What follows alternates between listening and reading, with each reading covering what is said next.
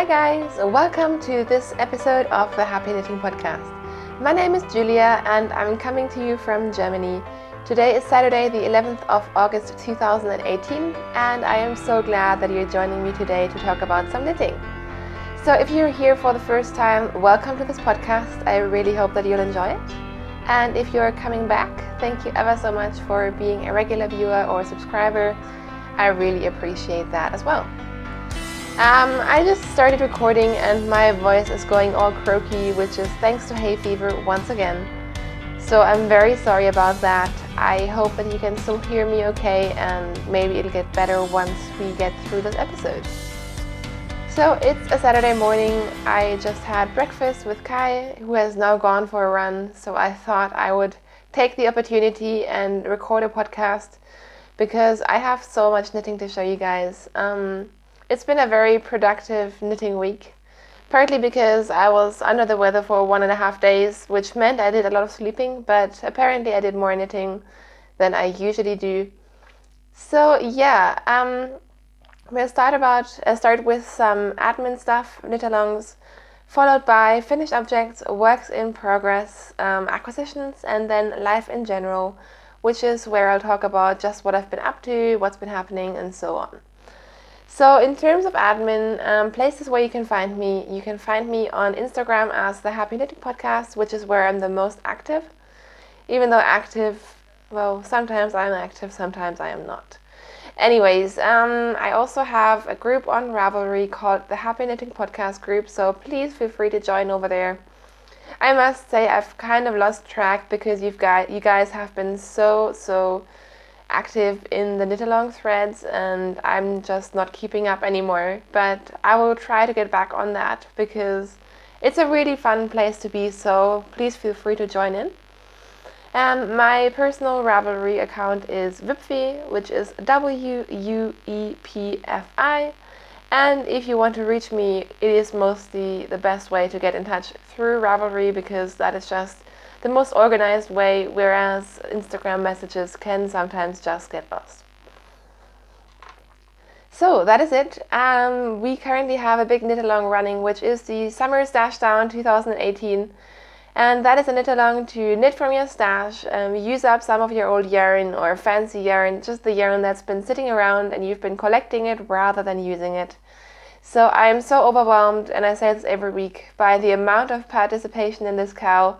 It is so much fun, and it's actually been pushing me to do some more stash knitting as well, which I'll talk about in a second. But yeah, that runs until the end of August, so you still have some time to join in if you want to. You can do a small project if you like. All the rules can be found in the chatter thread, and there's also an FO thread, so I will probably be drawing from both threads for prizes at the end of August. So get your entries in and prizes will be announced in the beginning of September. So yeah, that is it in terms of admin, I think. So I will move on to finished objects. And I will start with the elephant in the room because it's making me really giddy to wear it and not talk about it. But those of you who have watched the podcast before will know that I have finished my Birkin sweater. So that's the sweater that I'm wearing. It is a design by Caitlin Hunter of Boyland Knitworks.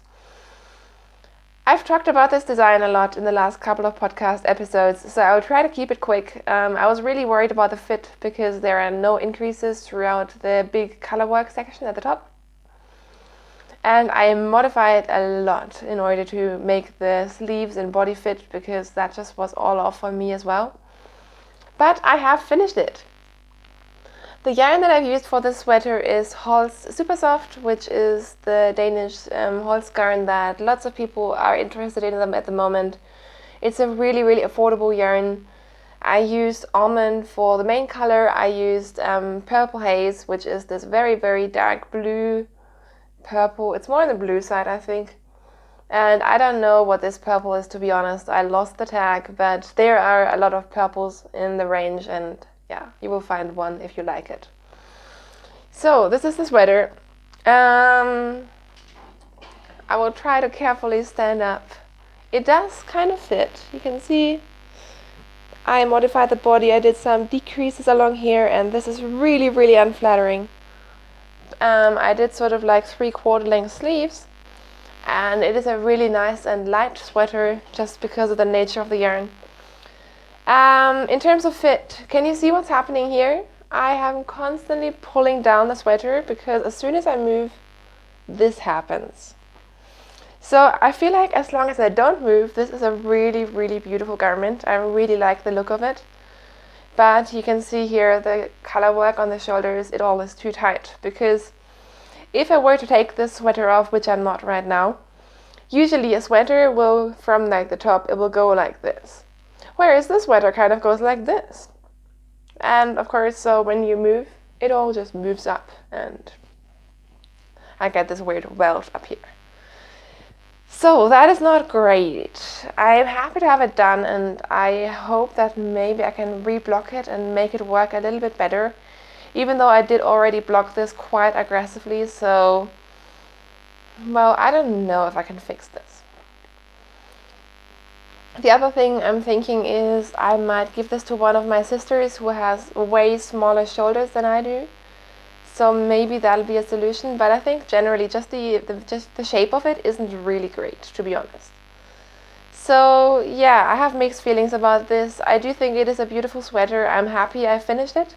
A couple of people suggested that I rip it out, and that was just never an option for me.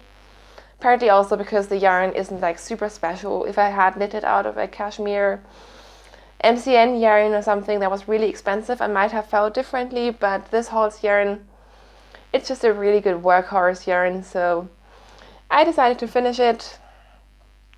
I think time will tell how much I will wear this. What I've been thinking about is blocking it on the go, which I don't know if anyone does that. But if I just made it, no, not necessarily even washed it, but just sprayed it with water so it's a little bit wet, and then just wore it, and by wearing it, blocked it in the exact shape that I wanted. Maybe that might work. But then no one does that, and I don't know. I have mixed feelings about this, but I'm very, very happy that it is done. And yeah, I think that's all I'm going to say about that for now. But yeah, like I said, Birkin sweater, I knitted on 3.5mm needles, I believe.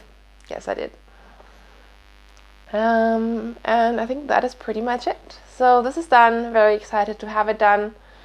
Like I said, I did quite a lot of modifications on this. I used the chart for the pattern for the top part, and then modified the sleeves and the body, and I did some short rows on the back to make it like have a lower hem at the back.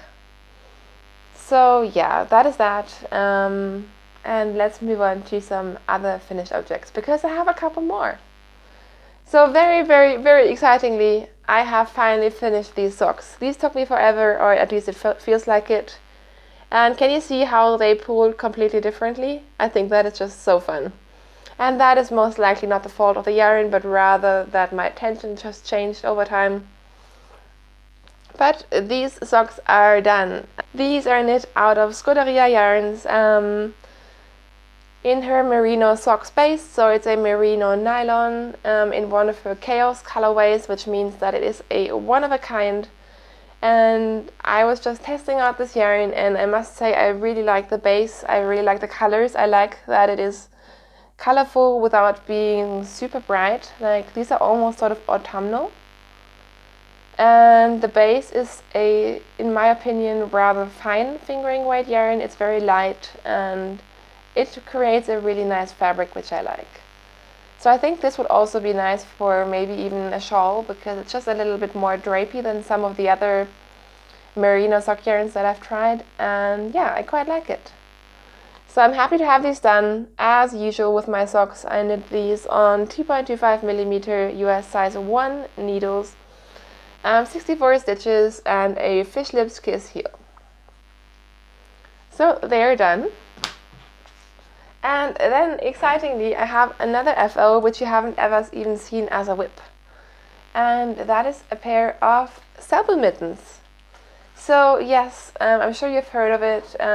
Ages ago, maybe a year ago, Ellie of Skandir designed the saddle mittens and made a club out of it.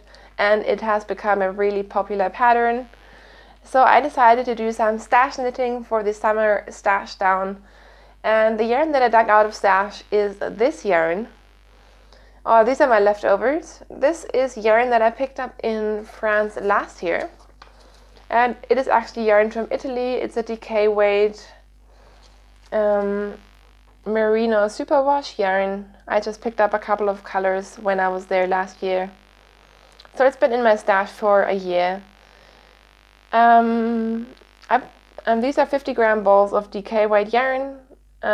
Interestingly, one says made in Italy, whereas the other one says styled in Italy, and they do feel kind of different. So I'm not really sure where this yarn is actually from, but I picked out these two colors from my stash. One is named color number 1 if you're interested. The other one doesn't have a colorway number printed on it. But yeah, just some relatively inexpensive commercial DK weight yarn. And you guys, look. I made the Selbu mittens by Ellie. Like I said, she is Skandir on I think everywhere, and most importantly for this pattern on Ravelry. So I finished these Selbu mittens. I knit them on a US size 6 4mm needle. These are my first ever DK weight color work mittens that I've done, I think. Yes, they are. And they go really fast. I knit, I think, each of them almost in just a night of watching TV. I started the first one when I was sick, and then just did I almost said toe. Did the thumb for the second day, and then yesterday I knit from the ribbing up to pretty much about here, and then now just before podcasting I finished the top and I knit the second thumb. So one of them has been blocked, the other one hasn't, just because I literally finished these 10 minutes ago. And yeah, I am really happy with them. I really like the pattern.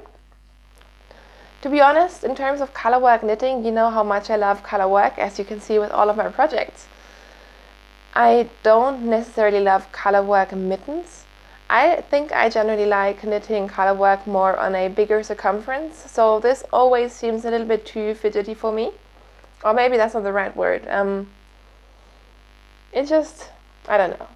I'm not a huge mitten knitter. Oh my gosh, the things I say on this podcast, it is ridiculous. I am not a huge mitten knitter, but nevertheless, I think they turned out really nice. They might be a gift or they might be for me. And I have some more of this yarn. I have quite a bit of like commercial DK weight yarn flying around in my stash, so I could easily just make a couple more. What I really noticed is this is, I think, the second time that I'm doing color work with a superwash yarn. This is a superwash merino. And I completely understand now why you're not really supposed to do color work with superwash yarn. I mean, lots of people do it, and these days there are even lots of designers who design with like merino singles and things like that for color work, which is, I think, not really ideal. But you can do whatever you want, obviously. I just personally prefer knitting with woolly and non-superwash yarns when I do color work. And what you can really see is that this one is not blocked, this one is blocked, and they look almost the same. And more importantly, even after blocking, you can just tell that because of the characteristics of the yarn, the stitches, they stay really separate. So they don't really make one neat fabric, they just kind of stay as single stitches, which has its benefits, of course, but compared to other color work, where, you know, the yarns just kind of blend together and the fibers stick together, the superwash obviously doesn't do that. So I just thought that was quite interesting. I think the result is still pretty neat, but not as neat as it could be. And also what's really interesting is, of course, I forgot that the superwash yarn tends to grow. So when I was knitting these, they actually didn't fit me. They were too small, so I thought they were going to be a Christmas gift, which is fine because I have quite big hands. But now, after washing, they fit just fine. So the superwash just actually did grow, which I'm not used to because, like I said, all the other mittens and colorwork sweaters that I've knit in the past, I think, besides one maybe, have been non-superwash, so that doesn't really tend to grow. So that was quite interesting. As you can see, they fit me fine now, and I really like that the cuff is relatively long, because a lot of mittens I feel like they end very, very soon, and then when you move around and you have a coat on, sometimes you just still get your arm exposed. But yeah, I really like them. Also very happy to have them done, and happy to get some summer stash down knitting and some old yarn out of my stash. So that is that, and that is actually it for finished objects. And I'm sorry, I feel like I'm constantly pulling on my sweater, which is not a good sign, and it might be quite annoying for you guys watching the podcast, but oh well. Let's have some coffee. My coffee is really cold by now, but oh well. In terms of works in progress, I am not showing you my brioche shawl today because I have not worked on it. I don't know why, I know why, because I cast on all the new things, that is why. I will get back to it. I'm kind of stuck at that place in the shawl where the rows are quite long, but I'm still quite away from finishing it, so it's kind of at that stage where you feel like even if you knit on it, you're not really making that much progress. So I just need to sit down and actually work on it, but oh well. In terms of whips that I have to show you today, I have one that you've seen before. And you might remember I was working on my self-striping yarn from the Cozy Knitter. And I have finished a first sock. So this is it on a too small sock blocker. But I have finished the first sock of my ghoulish socks by the Cozy Knitter. I got this on a D-stash, so it came with a contrasting mini which I used for heels and toes and the cuff, which never happens. I'm usually too lazy to do that, but this time I decided to go for it. So I did an afterthought heel and then just my normal wedge toe and a 2x2 rib and a stockinette sock, and I really, really like how this has turned out. This is such a fun sock. And I have now cast on the second one, and it's a bit of a mess. But they are going to be matching. I hope I don't run out of the yarn. It came in kind of a weird quantity. I think it was like 80 grams of the main color and then 30 grams of the mini. I'm not quite sure, but I'm finding it hard to judge, but I think I should have enough. I think I'm also struggling because it already came wound up, and it might be just wound tighter than I usually wind my yarn, so this cake feels really, really small for me, knowing that I have to finish an entire sock out of it. But I think I should be fine, I'm just paranoid. So very happy about these. These will obviously be my Halloween socks, which is not to say that I won't knit more Halloween socks, because hello, I'm Julia, and actually talking about Halloween socks is a really, really good lead up to my next project, because I'm also knitting Christmas socks, you guys. So like I said, I was sick and quite out of it. I'm fine now, don't worry, but I had really bad migraines and couldn't focus on anything. So I decided to cast on a pair of vanilla socks, because obviously these socks are vanilla and I didn't want to work on those. I had to cast on something new, so I decided to cast on some Christmas yarn, because I'm crazy. And this Christmas yarn has been in my stash for since before Christmas, because you might remember last year Regia came out with their season color range, which was a Christmas color collection. And back then I think I bought 3 skeins. I bought one for Kai, which of course I knitted up immediately. And then I bought also 2 balls, one for me and one for my sister. And then I didn't finish them. So I thought this time I will start my Christmas sock knitting in August. And yeah, so this is the yarn by Regia, as I said. The color is 9408. This is what it looks like. It's your standard commercial sock yarn, which you know I love. I don't knit with commercial yarn even often enough.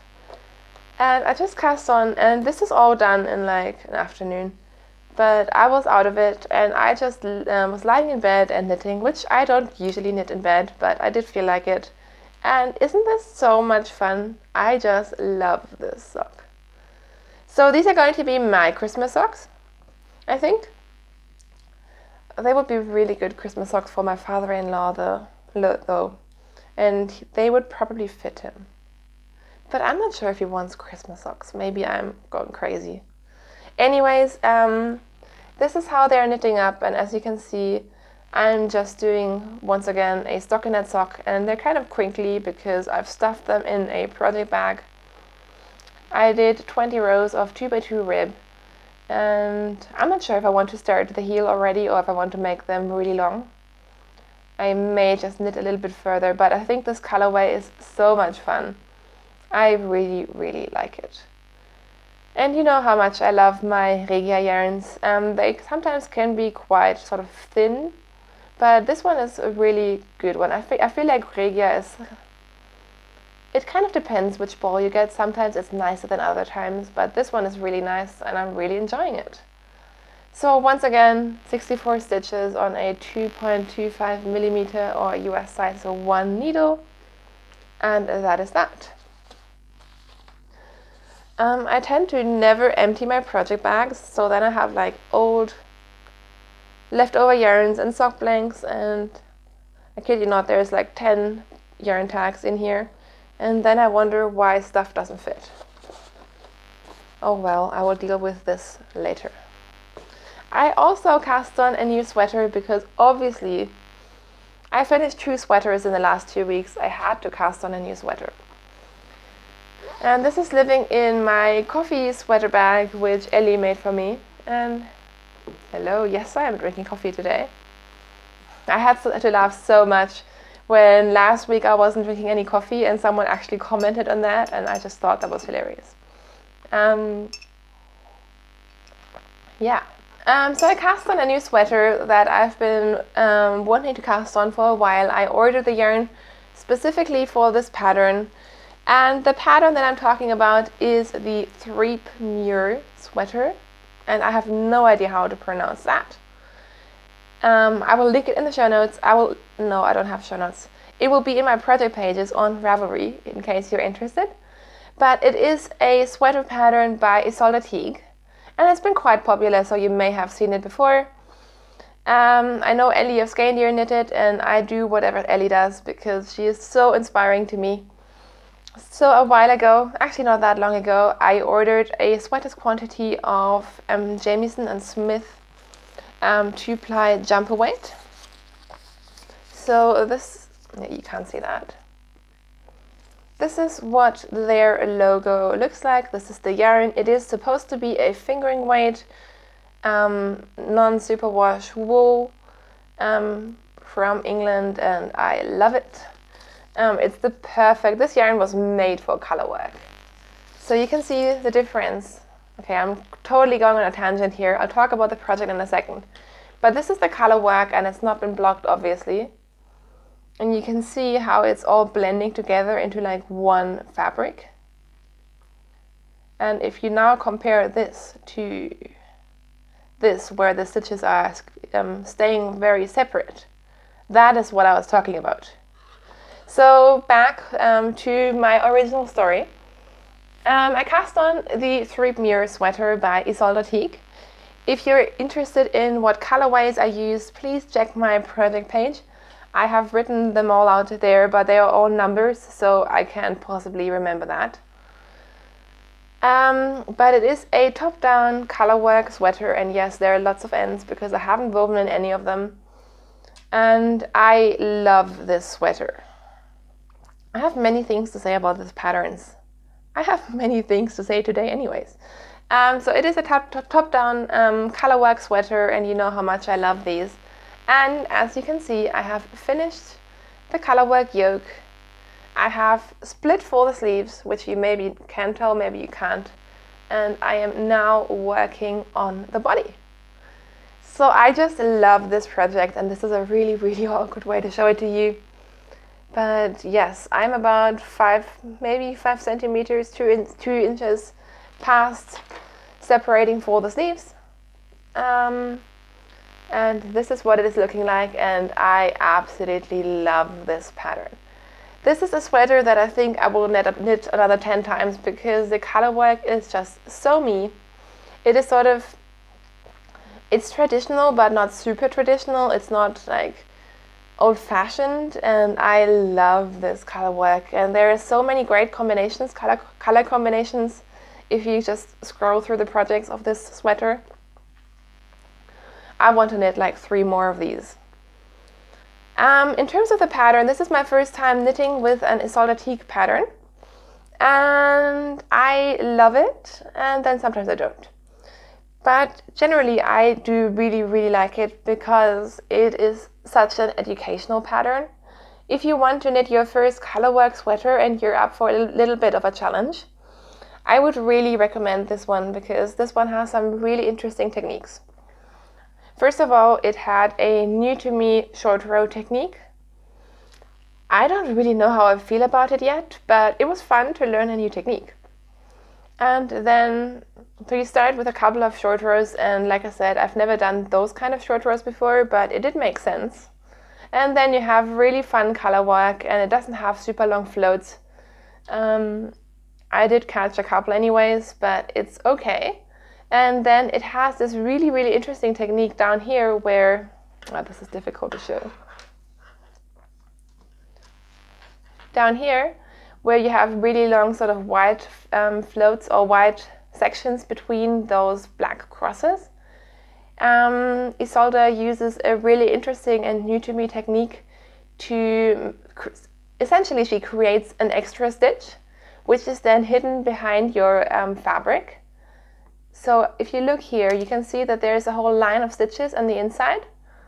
And it's a new to me technique to catch your floats in a way that sometimes when you catch your floats, when you block it later, it kind of shines through. And this is a really interesting technique to avoid that. And I just thought that was so interesting. So once again, learn something new, which I always enjoy. And oh my gosh, you guys, look, I'm just dropping stitches. Let me fix those stitches. So, as I was saying, that was really interesting. The part that I didn't love so much, and that is just me personally, is I like to modify things, as you know. Okay, stitches are rescued. I like to modify my sweaters. I like to use simple patterns so then I can just do whatever I want with them. This sweater, when you finish the color work, it has a really interesting sort of construction where you do short rows, lots of short rows. I will say that. If you don't like purling, don't do this because there are lots of short rows.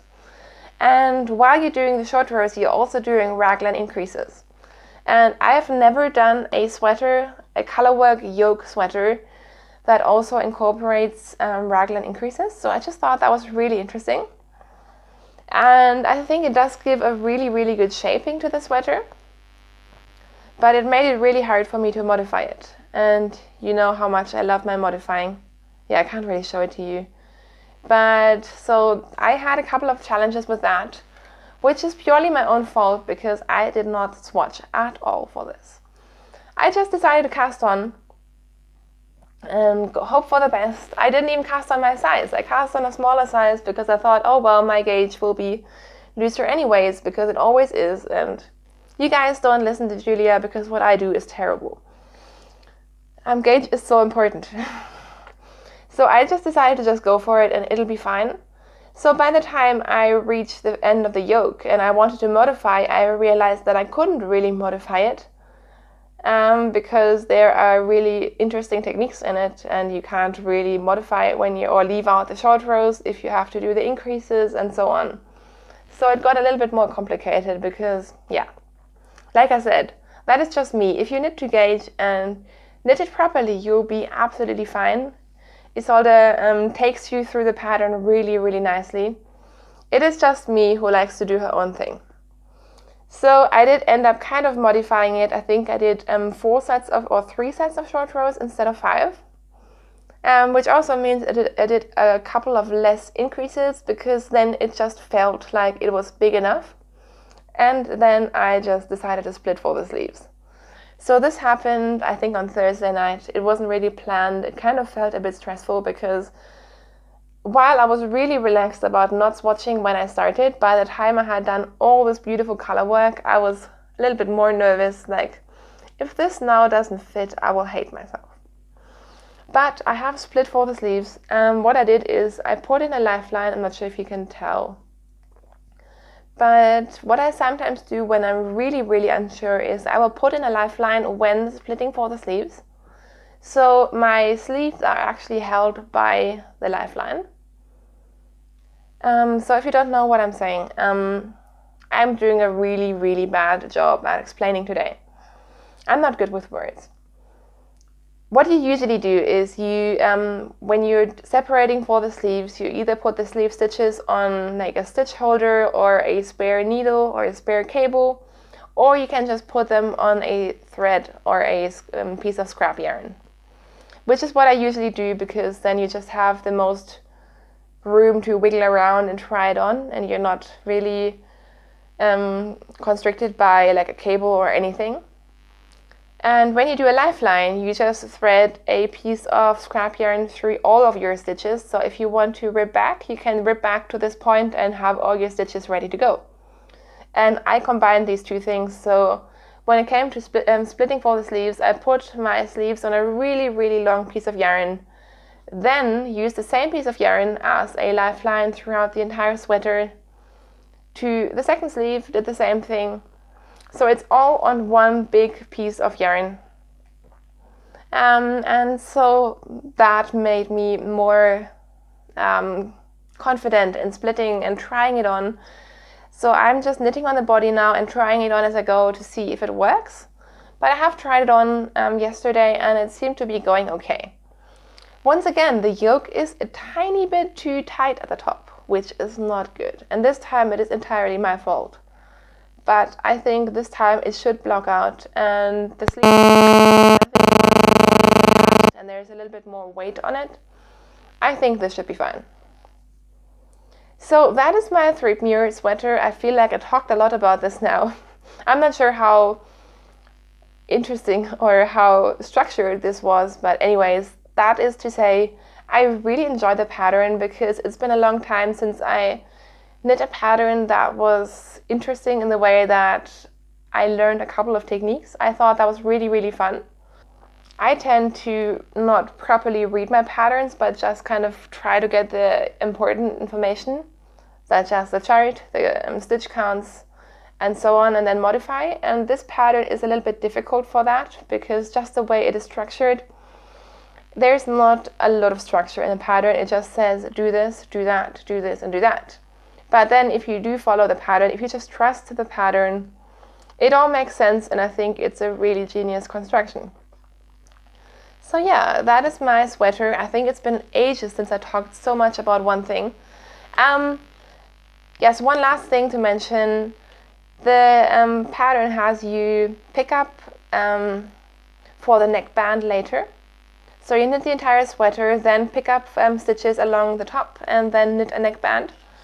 And A, I didn't see the point of that, because why don't I just knit the neckband right away? And B, I saw that a couple of people had issues with the neckband then sort of like folding over or being too wide. So I just did the neckband first. So I started with a smaller needle size, did the neckband, and then just followed the pattern from there on. And I think that works fine. I tried it on and it seems to work. The needles that I'm using for this are 3.5 millimeter US size 4 needles, by the way. And don't ask me about my gauge, because I have like 10 different gauges in this sweater. So that is that. Sorry for the ramble. And that is also it for my works in progress. And I'm kind of overheating. But yeah.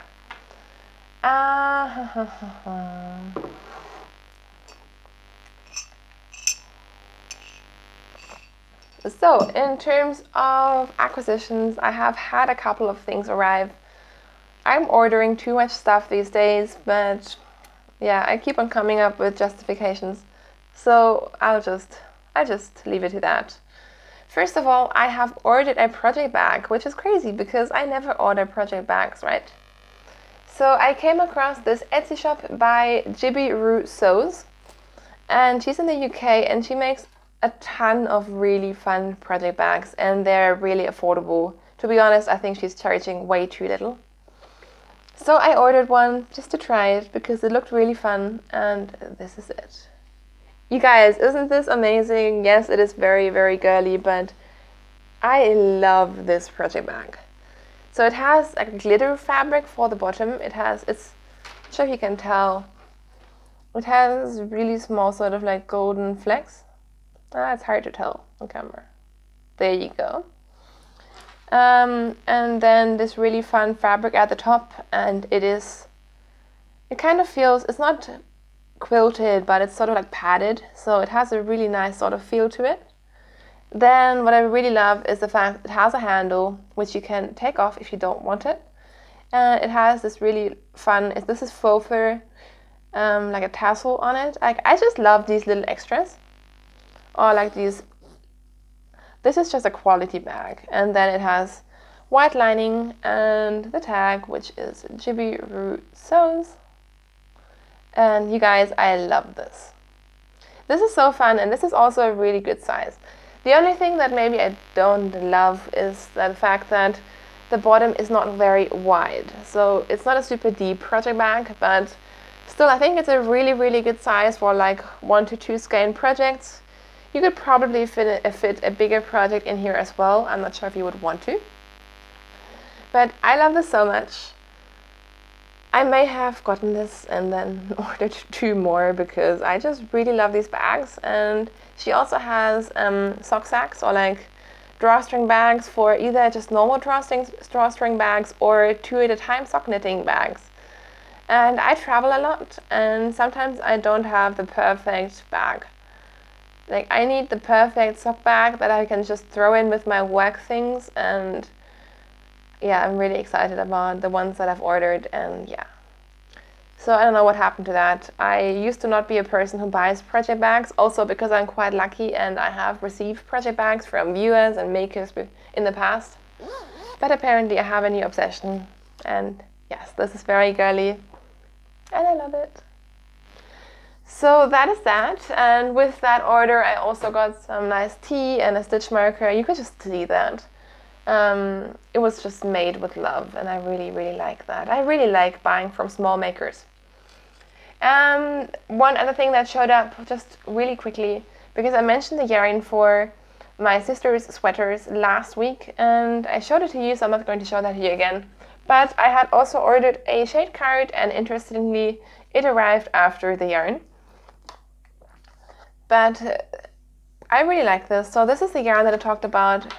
The company is called Fair Alpaca, and if you're interested, look at last week's episode because I talked about this in more detail. But essentially it is a company that sells really good quality and ethically produced yarn in bulk, so you have to get like 3 or 5 skeins at a time, and then it is really affordable for what you're getting. And so I ordered a shade card, and interestingly enough, it gives you all the colors. And then here you have all the qualities. So you have the baby merino, which is what I got, and you have the alpaca yarns. So you can feel them and feel like the, just kind of feel the structure, and you get it in all the different weights. And I thought that was really, really interesting. So I just thought I would show that to you because that's really interesting. And it says that apparently you can get that yarn as well at fairwool.com. So it must be an international thing, which is really cool. So I just thought I would show that to you really, really quickly. And they send out this card for free, so if you're interested, you could just get your own. I think it was even with free shipping. Next up, I placed a custom order with Shadow of Felt Fusion a couple of weeks ago when I had a weak moment and thought I would need more yarn for sweaters, which is insane. But Felt Fusion, if you don't know, she's a UK-based dyer, and I follow her on Facebook, and I don't do much Facebook, but with her it's just really, really fun. And she does a lot of custom orders, so pretty much all of the yarn that I ever get from her is like, I see something that she posts on Facebook, and then like this time she had a set of yarn and I really like the one colorway, so I just asked her if she could dye me up a sweater quantity in my favorite base of hers, which is the high twist merino nylon.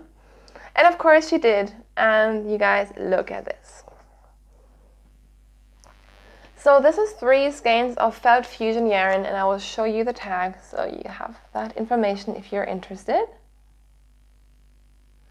And like I said, this was a custom order, so this doesn't have a colorway name. It just says custom speckles, and it's in the high twist superwash merino nylon sock, which I love this base. I have quite a few skeins of her yarn in this base because it's just a beautiful, beautiful base. It's a fingering weight, it's a heavy fingering weight base, and look at those colors. Isn't this so fun?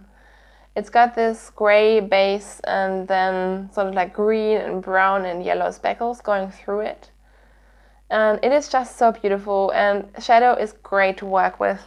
Like I told her, well, could you put a lot of speckles in? And she was like, yeah, sure. And yeah, I love this. I'm really excited about it. She also sent me a sample of soak. And so yes, very, very naughty, but I'm also very excited about this purchase. And then the last thing that arrived was a part of my birthday present. You might remember that Kai gave me the Neons and Neutrals Sock Club by Rachel Coopy of Coop Knits and Socks Yeah Yarn. Well, that was difficult to say. That is a club, and he gave that to me for my birthday in May, and another shipment arrived, so if you don't want to see it, please look away because I'm going to show the yarn. And what's really fun is this time it came in a fun project bag. I love this. It says socks in progress, and I love the color, and I love bags like that. I think you can never have enough bags. I tend to use these more when I'm traveling and I'm taking yarn with me. So I love this, first of all, and then the yarn that I got for this month has to be my favorite because you guys, you will not be surprised if you see this. It is pink and gray. It is neon magenta pink and gray, and I mean, could this be more me? So I got, as usual, you get 3 50-gram skeins. So the magenta one is called Xenon, and the gray is called Melanite. And I think it comes with a pattern. I haven't looked at the pattern yet. So far I haven't used any of the patterns, sadly. But these yarns are great. I talked about them in the past. This would also be great for colorwork socks, which is what most of the patterns have been. But yeah, I really like this yarn. At the moment I'm kind of collecting it. I knit a pair of socks for Kai out of one of those sets. But I'm not sure, maybe I want to do like a crazy all over colorwork sweater with all of these one day. I'm not sure, but I really, really love it. So that is that. And that is totally blowing out the camera, but it is very, very bright. So you guys, that is it in terms of all of my knitting and yarn and yarn related things. I have been doing a tiny bit of spinning this week, but not very much. I'm still spinning on my merino nylon 3-ply sock yarn, so not much to write home about. I have finally been, in the last couple of weeks, been replenishing my fiber stash because I didn't actually have any fiber left besides a couple of like tiny bits of merino that I once got for my blending board. So I've been, I'm happy to say that now I have lots of fiber, which is inspiring me to spin more, and I just need to find the time. Maybe this weekend, we will see. So that is it for the nitty content of this show. In terms of life in general, I don't have much interesting stuff to talk to you guys about. Well, really nothing happened this week. I was supposed to travel for work, but then I didn't because I felt under the weather. I wasn't terribly sick. It was mostly a matter of it being crazy hot over like 2 or 3 weeks at a time. And I had not been feeling 100% for a while and just worked through it. So not surprisingly, at some point that bit me in the bum and I had to actually just take a day off and sleep. And now I'm feeling fine again, so that is good. Yesterday, which was Friday, Kai and we went out to dinner, which was fun. We also went into the city, which we live in Munich, but we never really go into the city because it is just always such a hassle. And when you're working all week, the last thing I want to do on my weekend is then cram myself into the underground and go where lots of people are. Like, that is just not me. But it was really good, and we had a couple of just household things that we needed to get and take care of, so that was quite fun. Besides that, nothing to write home about, really. I'm really excited about this weekend. I'm planning to do nothing at all, which is good. I also want to get back into my running soon. It's been 2 weeks, but because I wasn't feeling well, I didn't really think it was a smart idea to go running at like 32 to 35 degree weather. But now it has cooled down a little bit, and I'm feeling better, so I hope that I will get back to that this week, maybe this weekend. Besides that, I'm planning to knit my heart out. So with that, I think I'm going to leave you guys. Thank you so much for watching. I really, really hope that you enjoyed this podcast. And until I see you again, have a great week. Have a great weekend, first of all. Happy knitting, and I will see you soon. Bye!